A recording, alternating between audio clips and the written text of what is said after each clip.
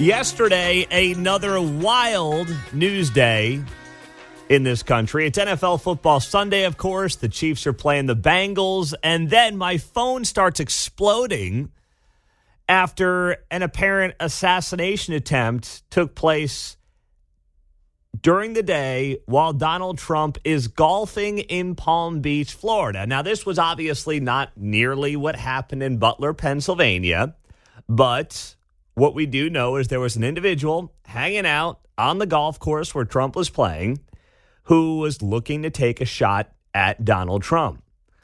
This time, what we know, what happened here is we had an individual with the Secret Service who was staying a hole or two ahead, monitoring the situation, and thankfully found this individual.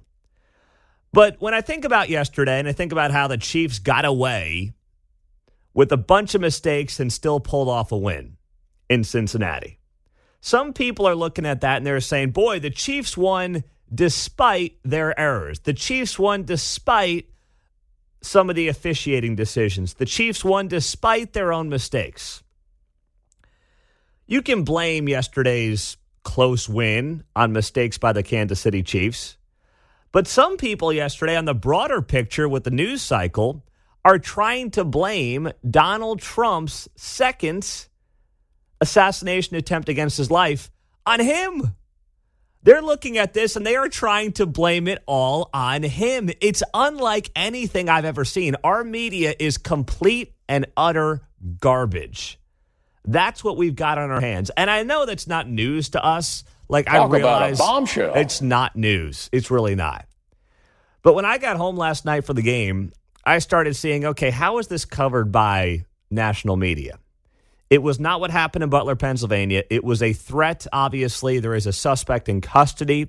We'll get to who this individual is coming up here in a few minutes. But what stood out to me last night, after I got home from the game, I'm coming down from a Harrison Butker game-winning field goal. Let's go. Woo! I'm looking at this and I'm saying, okay, how did this get covered by ABC, by NBC, CNN? I like to see how they cover these kinds of stories. And it was very evident very quickly that they were not interested in giving you any sympathy or empathy for a man who has dealt with now 2 assassination attempts against him in the last 3 months. They didn't want to go down that road.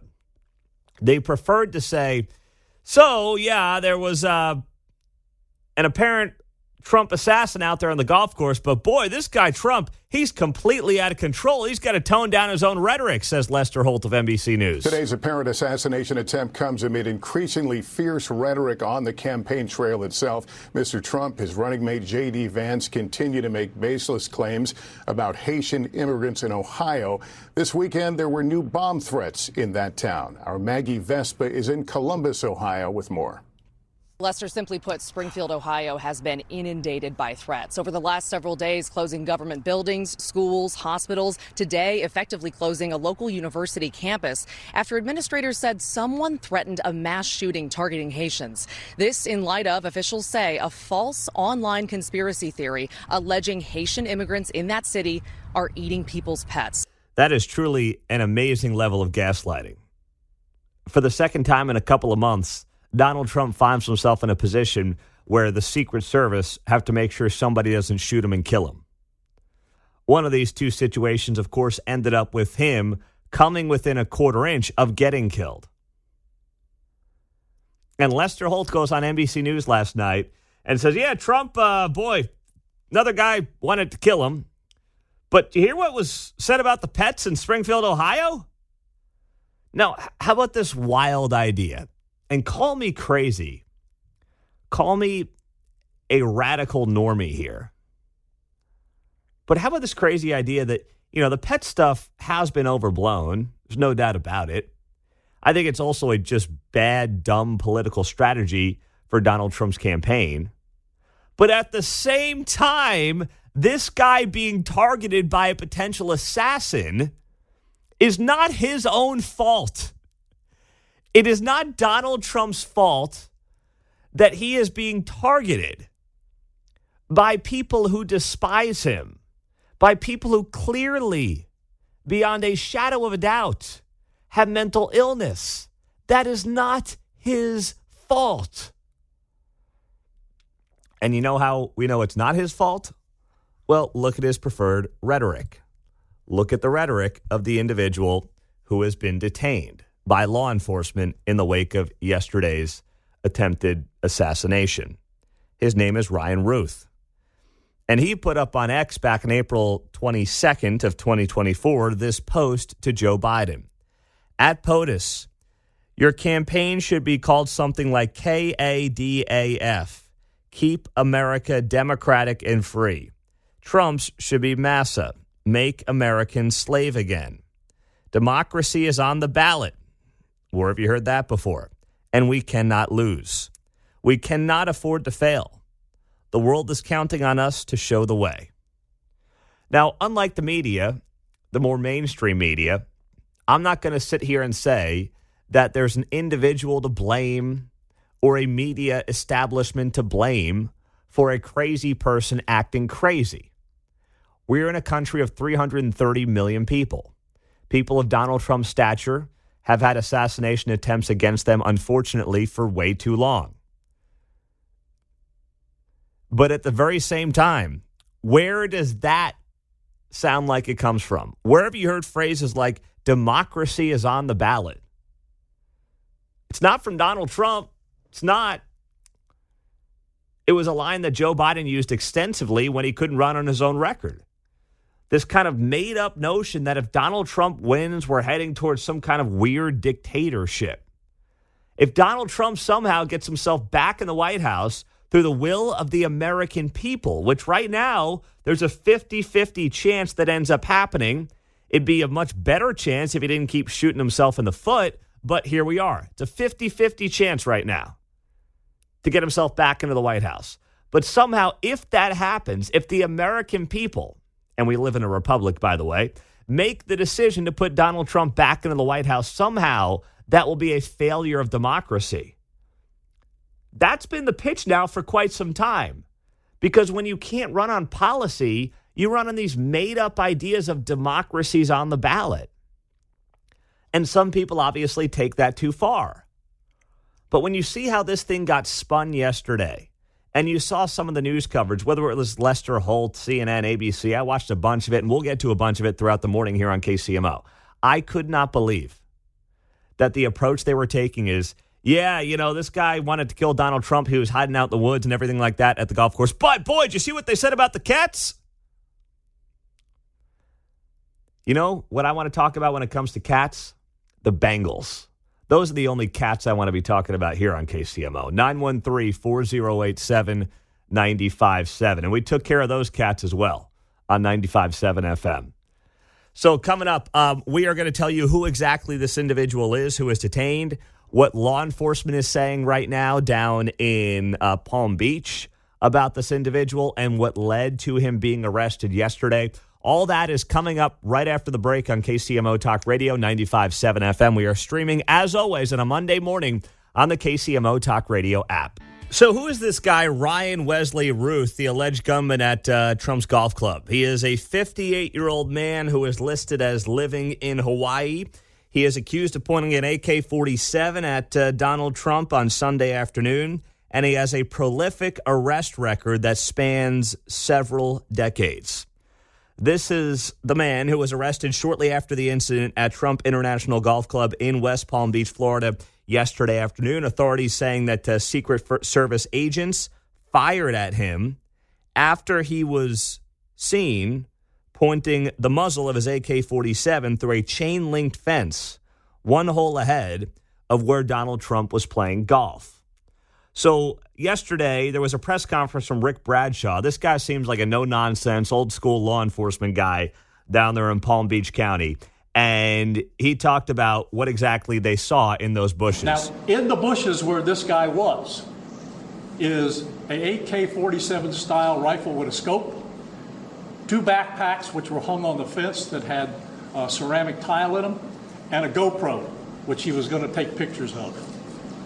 So those are being processed right now. The Secret Service agent that was on the course did a fantastic job. What they do is they have an agent that jumps one hole ahead of time to where the president was at. And he was able to spot this rifle barrel sticking out of the fence and immediately engage that individual, at which time the individual took off. So that's what we know about the investigation. We have somebody in custody right now. That is Rick Bradshaw, the Palm Beach County Sheriff, giving the media some updated information. And frankly, this thing is going to get buried so quickly. You are not going to hear a lot about this after today. Heck, right now on MSNBC, headline, J.D. Vance defends pet-eating claims, says he will create stories to get media attention. That is the headline right now on MSNBC this morning. The CNN headline, let's see what they've got going on right now at 6:21. Trump campaign officials warned of Iran escalating attacks. That's what CNN is running with today. You are not going to hear a lot after today. You'll hear some today because they want to be perceived as giving you just the news. But you will not hear a lot today about a second assassination attempt against Donald Trump. One, of course, happening just over 2 months ago in Butler County, Pennsylvania, where his ear, the top of his ear, was blown off. And today, of course, we are reacting to yesterday's news that this guy was one hole ahead of him down at the golf club in Palm Beach. Now, this guy, Routh, is a native of North Carolina. His list of arrests includes simple drug possession, driving without a license, an expired inspection, and operating a vehicle with no insurance. In addition, the Greensboro News and Record reported back in 2002, Routh was arrested after barricading himself in his roofing company's office during a 3-hour standoff that followed a traffic stop, in which he put his hand on a gun before fleeing. He moved to Hawaii in 2017. According to records, he has since launched another construction company in Hawaii that builds simple housing structures for homeless people, according to a LinkedIn page that appears to belong to Routh. So this is somebody, obviously, who has been known to authorities at much lower levels than like assassination attempts against former presidents. But he was spotted by this Secret Service member, one hole ahead. Donald Trump was on the 5th hole. This guy was on the 6th hole outside of a chain-linked fence. And then, of course, he engaged with law enforcement with Secret Service, fled in an SUV, and was shortly arrested after that. So that's what we know right now. Now, what can come out of this for Donald Trump? How can Donald Trump use this moment to potentially reset his campaign? Well, he can have a press conference today or tomorrow, maybe, talk about this. I might wait till tomorrow because it will force the media to continue to cover the story, which I think is incredibly important, not just politically, but I think it's important for people to realize that this guy has had 2 attempts on his life in the last couple of months. But he can also use it as a chance to, for his own sake, help out his campaign by refocusing on the most important things that the American people care about. And that is, number one, what's going on in their wallet, the old air quotes kitchen table issue. And then, yes, also highlight the immigration crisis. That is issue number 2 when the American people are polled on it. But reset it and reframe it to the things that ultimately matter. To some of the tragedies that have taken place around the country. Not all about Springfield, Ohio, because that's exactly where the media wants this thing to go. See, the media wants to make it all about how these Haitian migrants are being targeted by Donald Trump and his campaign, and it's secretly and it's inherently racist. That's where they want to take this conversation. Instead of saying, hang on a second, we've got a crisis. 12 million people in 3.5 years is unsustainable. It is having negative impacts on places like Springfield, Ohio. And oh, by the way, we have prominent cases of American citizens losing their lives at the hands of these individuals. They don't want to talk about that, though. They want to reframe it as, if you talk about the pets, you're secretly a racist. Well, they're just as sure in their convictions as they are about the Russian collusion and the Hunter laptop. So, Yes. Why question them? Don't question anything they're saying. Now, that being said, regardless of what's going on in Springfield, Ohio, with the pets, right? I've always said, I don't know exactly what's going on. Nobody does. I mean, there's a handful of people that do. What we know is the city is saying there's not much there. The media, of course, is like, oh my gosh, this would never happen. How dare you accuse anybody of eating a cat? And the reality is, it shouldn't even matter. There is a much stronger case to make against this issue of Kamala Harris and Joe Biden's awful border policies. And it starts with names like Lake and Riley. That's where it all begins. That's where the conversation, frankly, needs to start and end. I'm a big pet guy, more of a dog guy than a cat guy. Not sure about you, but we got Woody, 12-year-old Havanese. He's great. Cats are fine, but I'm more of a dog guy. So with that being said, I sit there and I say to myself, I love the dogs. I love the cats. I love the ducks in the ponds there in Springfield, Ohio. But the much more compelling case has always been the young people, notably the young women, who have been targeted and who have, unfortunately and sadly, lost their lives at the hands of people who should not be in the country. And that is such a much more compelling argument than anything about whether or not somebody is eating a cat in Springfield, Ohio. And if this can be used to kind of reset with about 50 days to go until the election, that would be a great thing. But as is always the case with anything when it comes to Donald Trump and his campaign, I am not going to hold my breath. So here's what I thought we'd have for you on a Monday morning. Not only a Chiefs win, they moved to 2-0, but a new poll came out talking about how Taylor Swift's endorsement of Kamala Harris matters in this 2024 election. And the answer is, as we told you last week, not much, if at all. Now, I guess she was there yesterday at Arrowhead. Did they show her a handful of times on TV yesterday? Oh, yeah. They showed her the celebration after the kick went through, too. Oh, they did. So she was cheering on Harrison? Oh, yeah. All right. She likes Harry. That's great. See, politics isn't everything. She can be friends with Brittany Mahomes. She can cheer on Harrison Butker, who was at the Tucker Carlson show on Thursday night. I don't know if Taylor knows that, but it was on Instagram. It was there. But we've got some official polling that has been done in the wake of Taylor Swift's endorsement of Kamala Harris, who, of course, she was at Arrowhead yesterday. You know, they never show her on the big screen, so it's not like there's any way to gauge the fan reaction to this recent endorsement. But YouGov released a post-debate poll over the weekend and have found that 8% of voters said that Taylor Swift's endorsement of Kamala Harris is either somewhat or much more likely to convince them to cast their ballot for Harris. However, a whopping 20% said they are somewhat or much less likely to vote for former President Donald Trump's opponent now that Taylor Swift has spoken. So that's a minus 12 when it comes to whether or not Taylor Swift's endorsement has a positive or a negative impact on the electorate. 8% saying, yeah, I'm more likely to vote for Kamala Harris. 20% saying they're much more likely to vote for Donald Trump. Most of the respondents, 66%, said that Taylor Swift's endorsement made no difference on how they will vote in November. And count me as one of those 66%. It's not like, I was going to vote for Trump, and now I'm really going to vote for Trump. Yeah. Dude, I'm coloring in that circle really hard. Yeah. I'm making that Sharpie soak through to the other side. I'm going to hit that button twice in the polling booth. I'm going to hit it harder than I've ever hit a button in a polling booth in my life because of Taylor Swift. Maybe let out an Alex Jones while you do it. That's right. I'm getting pissed now. That's right. That's what I'm going to do. So in the end, this does not matter, okay? It doesn't.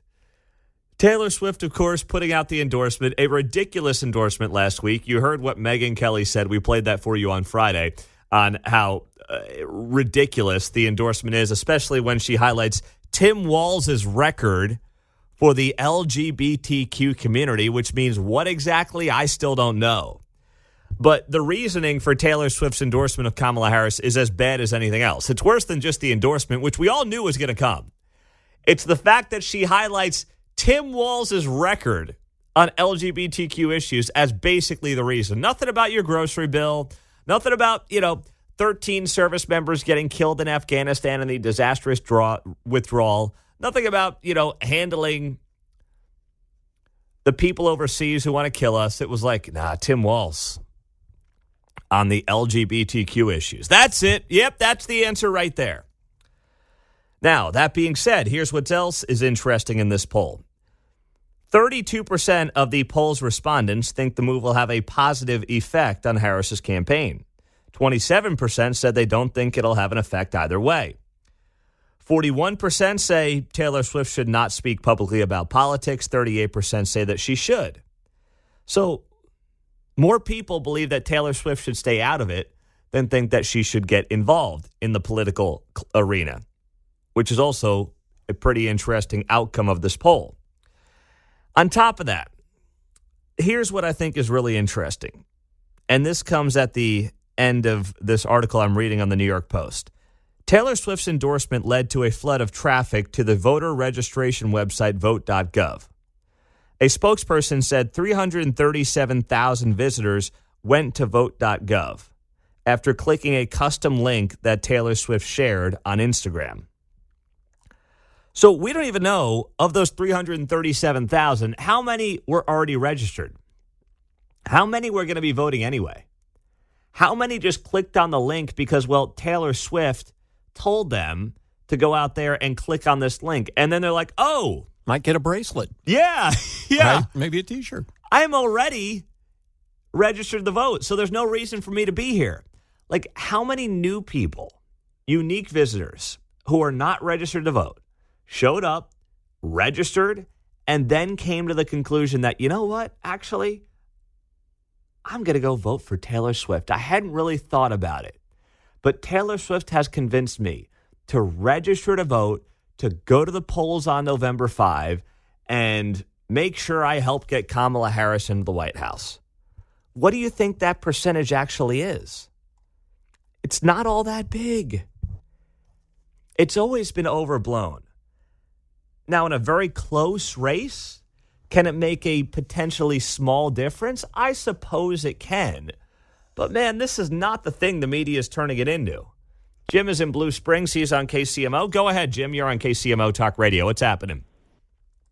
Yeah, I believe she's kind of coerced into making that because she kind of works that side of the street as far as her fan base. I mean, she has all over fans, but she really caters to the disenfranchised people with her singing. And so they kind of have to coerce her into doing this, or she does it voluntarily, quote unquote, so she doesn't get canceled. I agree, and I think the timing was interesting, Jim. The timing came, of course, just a couple of days after she was seen hugging Brittany Mahomes at the U.S. Open last weekend.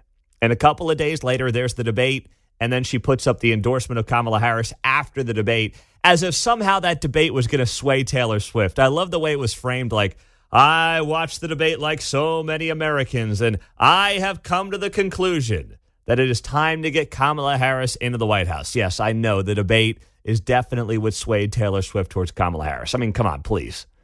Might have been born at night, but it wasn't last night. So that is just disingenuous in and of itself, the way the endorsement was framed by Taylor Swift. She's entitled to it. I do think there is some brand management going on there, as Jim noted. If she did not endorse, the Swifties might have lost their minds. So she comes out, she drops the endorsement, but I really believe that she missed the bigger picture here. This would have been part of Taylor Swift's development as an artist and also, frankly, a person to say, listen, I have made political endorsements in the past, but right now, in this political climate, with where I am in life, I'm of the opinion that you should go out there, you should do what you feel is in your best interests, in your heart, and outside of that, it's not my job to tell you what to do. That's how it's always best to frame it if you're a celebrity. You can say, I respect you so much as a fan, as a consumer of my work. It's not my place to tell you what to do. It makes you look humble. Even if you're not, it makes you look down to earth when you say it like that. I'm not here to tell you what to do. It makes you look like you're not trying to be this larger-than-life celebrity. But for whatever reason, Taylor Swift elected to not go down that road, John. Makes you look like Patrick Mahomes. Yes. Yes, that's exactly right. But why look like Patrick Mahomes when you can look like Colin Kaepernick, you know? 913-4087-95.7. Our buddy Kendall Gammon is going to be here coming up at 7:05. We will talk about that game last night and everything coming out of it. In the meantime, J.D. Vance did a media blitz yesterday. He was all over the Sunday shows. Of course, his opponents can't be bothered by any of that. But there was one moment in particular that stood out to me on one of the Sunday shows that we will get to next on KCMO 95.7 FM. You know, it's good to see people who want to hold the most powerful positions on the planet at least be willing to engage their national media. You see it with J.D. Vance. You see it with Donald Trump on a regular basis. Amazingly, you just don't see it at all. Especially as of late with Tim Walz and Kamala Harris. Kamala Harris did do a sit-down interview, by the way, with a local Philadelphia television station. We'll get to that here coming up throughout the morning on KCMO. But you see J.D. Vance. I mean, this guy, I don't know if he knew what he was signing up for, but he is getting sent to every television show they can put him on Sundays. And he holds his own, despite the fact that the media is trying to crush him and trying to turn him into, a racist this, a racist that, when it comes to eating cats and things of that nature. He more than holds his own, John. I have a little game going. I enjoy watching him on and then listening to moderators go, yeah. They want to interrupt him, so you hear these, yes. Just like Uncle Buck. That movie, right? Yeah. So it's funny to hear, he's on point, and they're trying to break him up, and he just keeps going. He's honestly, in those settings, better than Trump is, and I don't think it's close. He is very smart, and he's getting better and better and better at this with each passing interview, John. Well, maybe for the reason I cited, right? Yeah. He doesn't get sidetracked, and you just hear him trying to, Dana Bash was like, yes. So take a listen to this with Dana Bash as she tries to, on CNN yesterday, basically say, bringing up things about cats and dogs in Springfield, Ohio, makes you guys a bunch of racists, and this is all your fault, and J.D. Vance is having none of it. Dana, first of all, let me just respond to a couple of things that you said, but I want to start with something you said, which I think is frankly disgusting and is more appropriate for a Democratic propagandist than it is for an American journalist. There is nothing that I have said that has led to threats against these hospitals. These hospitals, the bomb threats and so forth, it's disgusting. The violence is disgusting. We condemn it. We condemn all violence. Senator, this happened after you and President Trump were on the debate stage, said that cats and dogs were being eaten. You asked a question. J.D. Vance is having none of it in that moment. So here's what happens, right? There are some vile threats against hospitals in Springfield, Ohio late last week. And somehow that is all the fault of Donald Trump and, indirectly or directly, J.D. Vance. It's like saying the Chiefs won yesterday because it was 88 degrees and sunny. No, that's not how this works. Donald Trump can bring up a topic. Now, by the way, I said last week after the debate, it was a very dumb thing to bring up, but he's allowed to bring up dumb things. It may not be wise politically, but there's nothing wrong with doing it, right?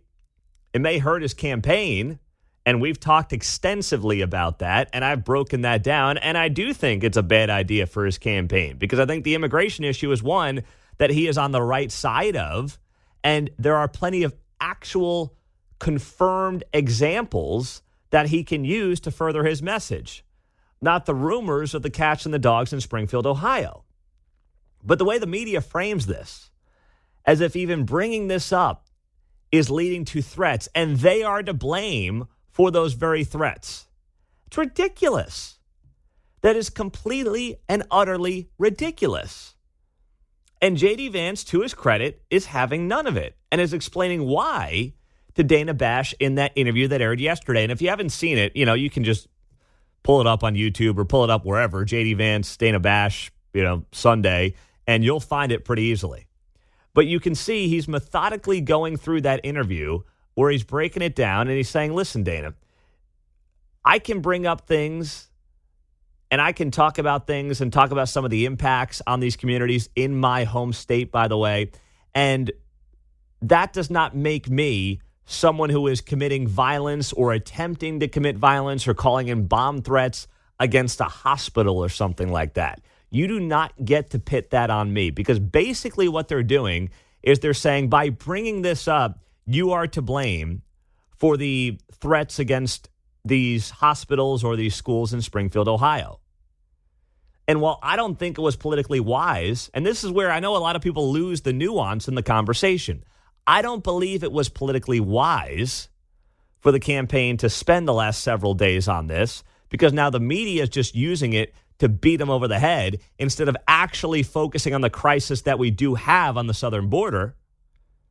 It still is not anybody's fault but the individuals involved as to why those accusations and why those things are happening, why those threats are taking place. Right? Are we all on the same page here? Is that an unreasonable, out-of-line take to have? I don't believe that it is.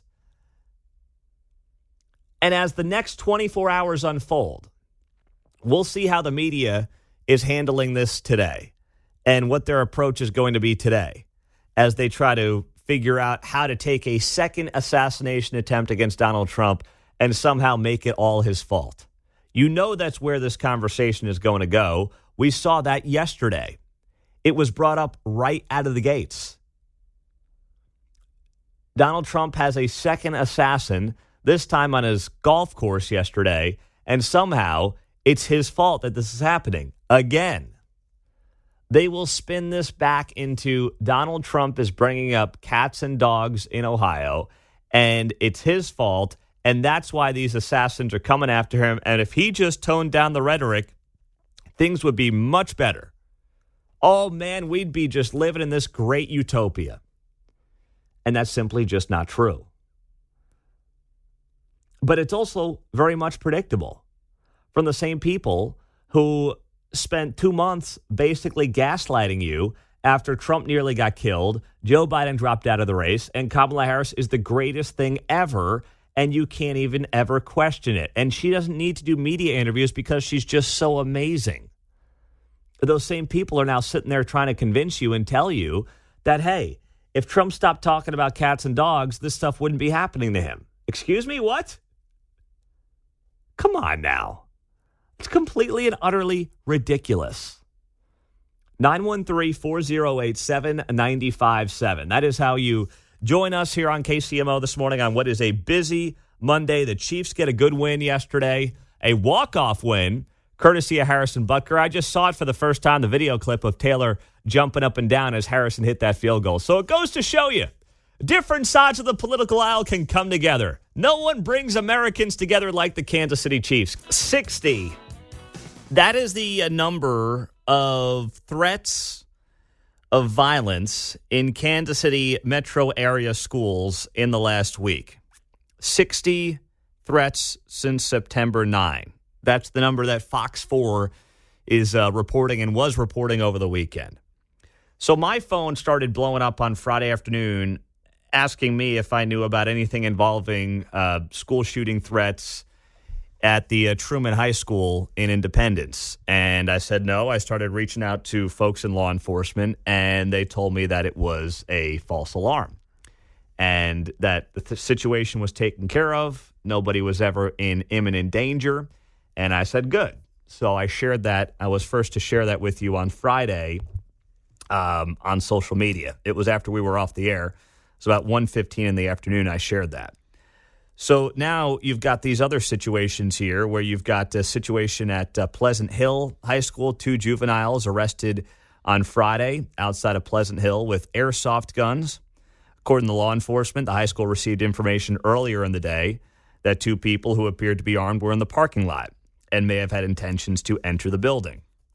That led to the high school activating ALICE. That's an active shooter drill that stands for Alert, Lockdown, Inform, Counter, and Evacuate. And they started their investigation there. Then you also had another situation at Belton Middle School. I got the alert on that one Friday morning. Oh, you did? Well, that's because my daughter-in-law was working there. Okay. So my wife calls and goes, "What do you know?" I'm sitting here scanning and finding nothing about it. That one, you maybe have some details on. That was a little less of a situation, but you still got to go through all the precautions. Yes, you do. And that's exactly what you want area law enforcement to do. You know, we're in an environment right now where you don't want to be in a situation where it's like, probably just a couple of kids being knuckleheads. Yeah. You can't risk that. I mean, you just not at all. You not after Uvalde. Come on. You've got to get everybody engaged, from your law enforcement to the schools themselves. So, like you said, John, that was also just a threat. There was a student. They took care of it there. Yes, they took care of it there. There was nothing more to it than that. But that's just 3 that we know of from Friday. I'm trying to collect because KCMO police arrested 4 in my news story at the top of the hour.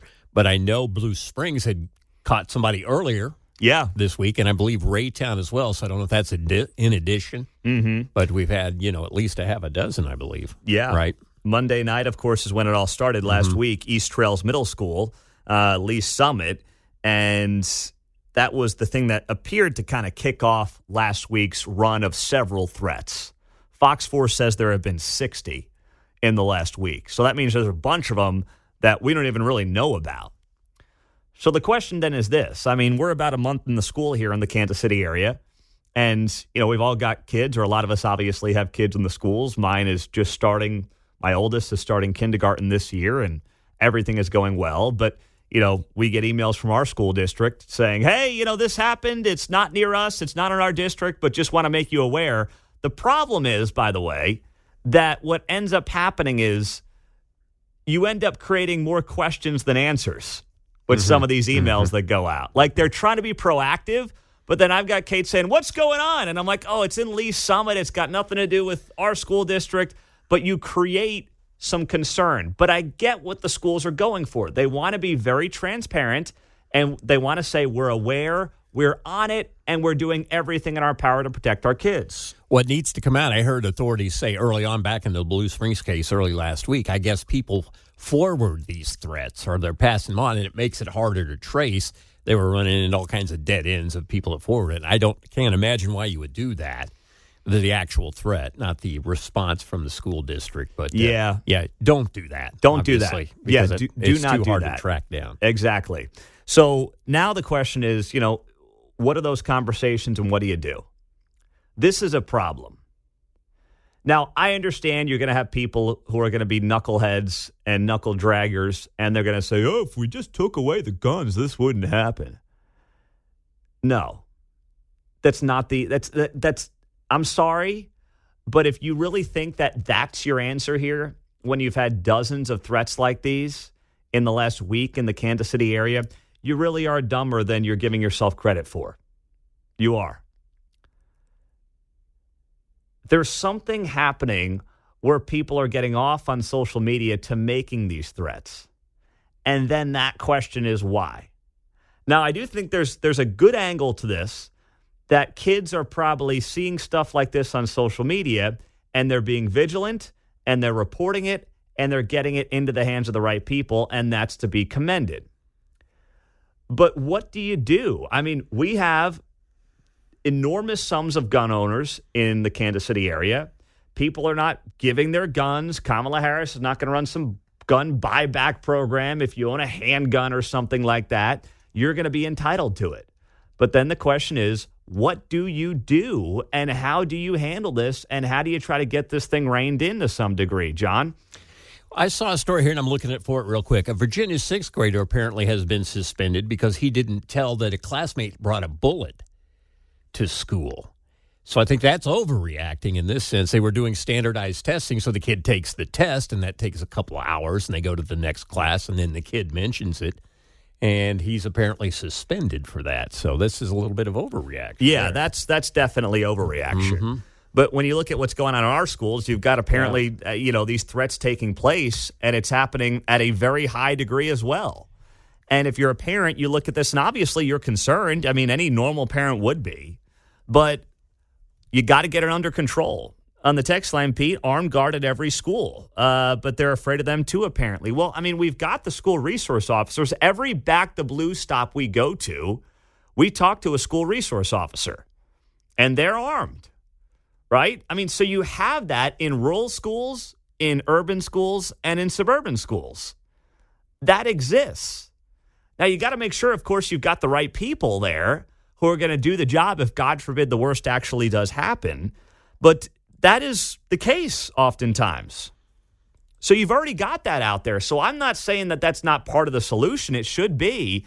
But we can't sit here and say that that's not already happening in many of our area schools. And schools are reviewing their cell phone policies, which is sort of outside this issue. These things are, to me, apparently these things happen after school. They come in afterwards. It's not an issue in the school during the daytime. No, yeah, exactly right.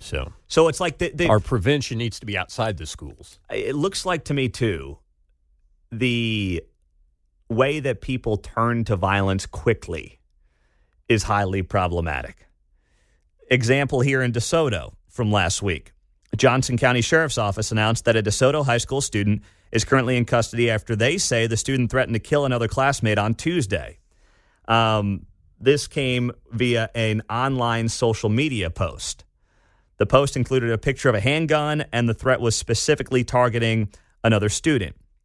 So it feels like we are in a moment, and I wonder how much of this ties back to kids living online more than ever. Like, I don't want to be it's the video games guy, because I grew up as a millennial in an era of violent video games.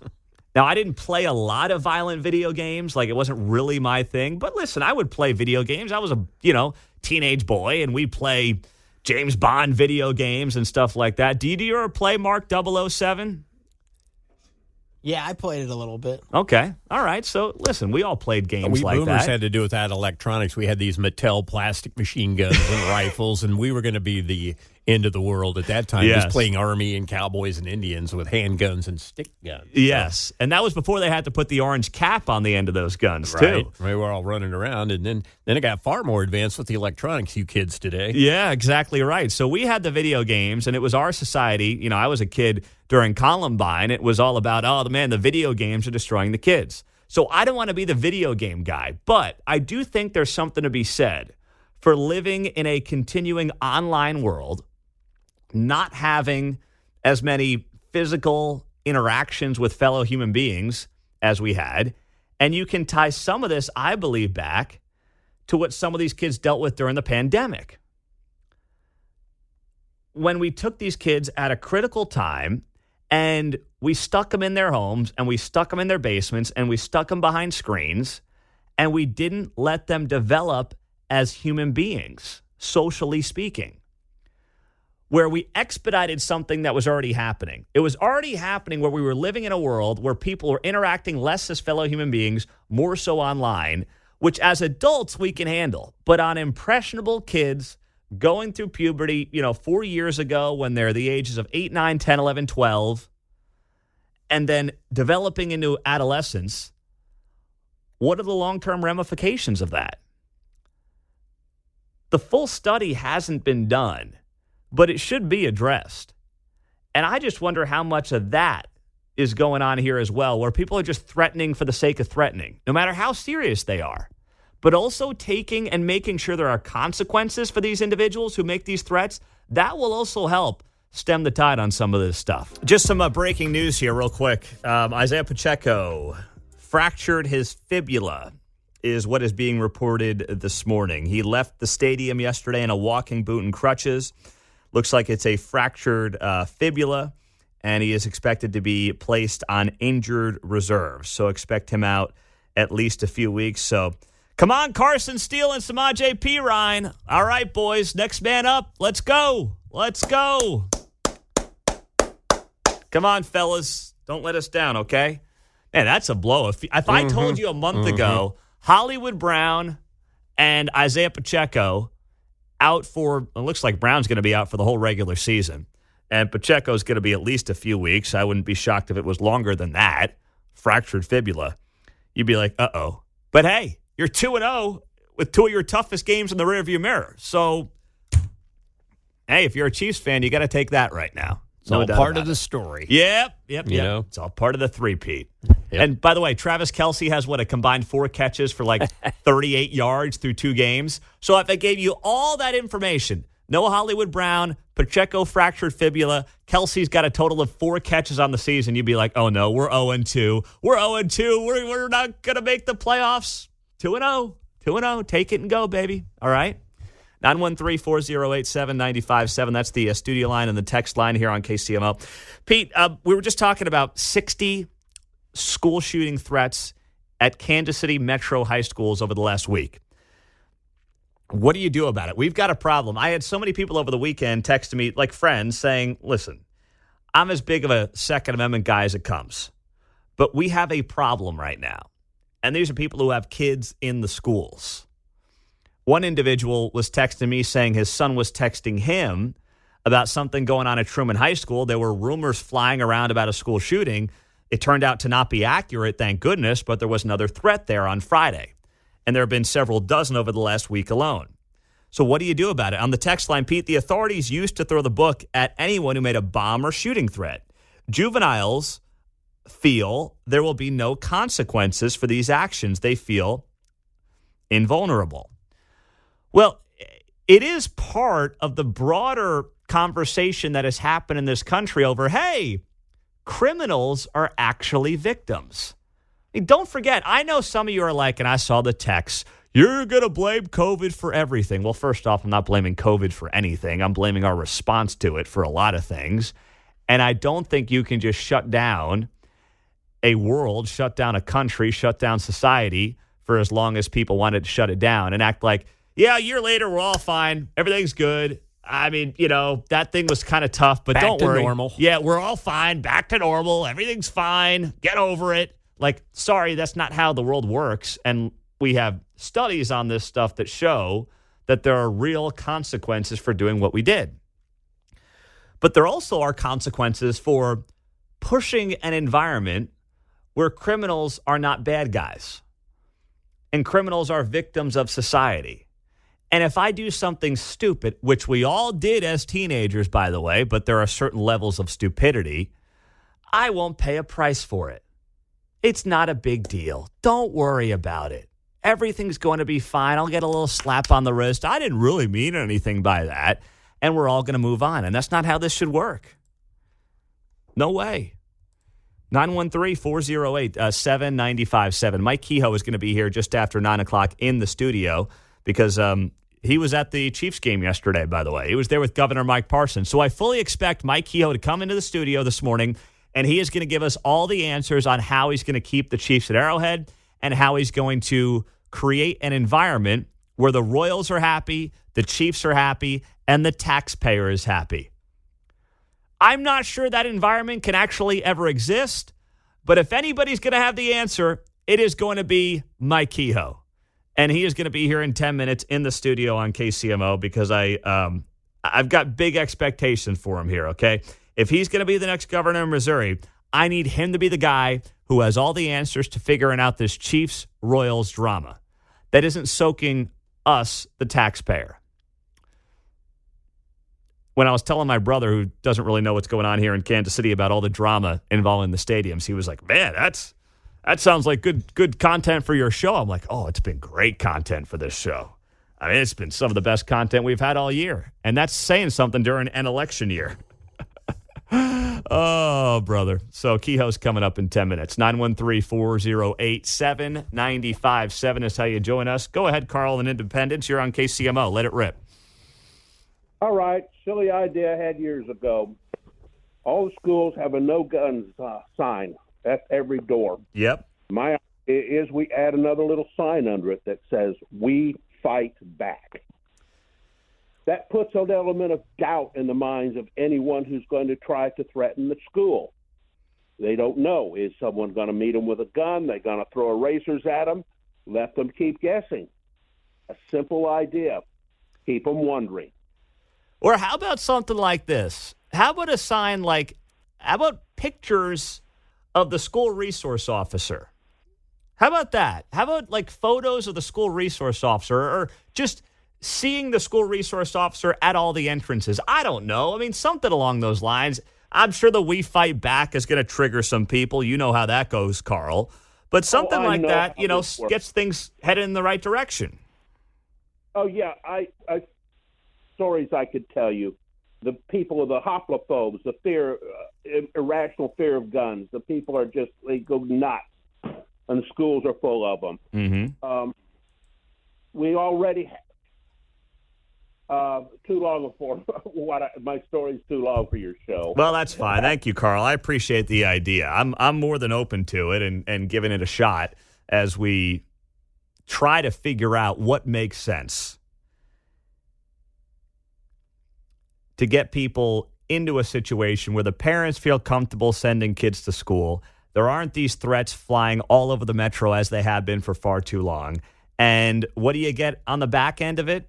What do you get as a result? Well, you get a situation where even parents who are very much fans of what's going on with law enforcement and believe in the Second Amendment find themselves in a position where they feel like they have to question dropping their kids off at school. And that's not the environment any of us want to be in.